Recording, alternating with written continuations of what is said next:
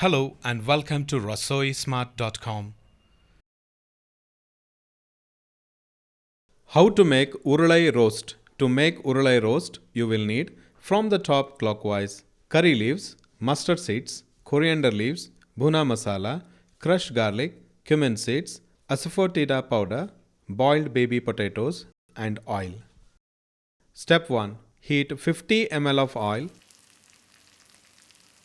Add some crushed garlic, 1 tablespoon of cumin seeds, 1 teaspoon of mustard seeds, some curry leaves, and saute. Step 2. Add boiled baby potatoes and saute for 2 to 3 minutes.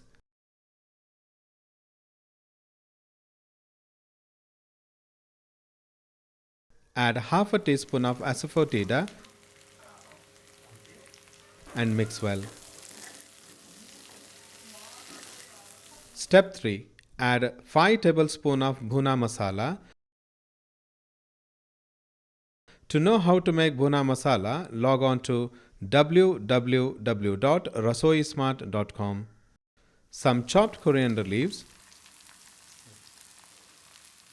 Mix again well and saute for 3 to 5 minutes on high flame. Delicious Urulai roast is ready to serve.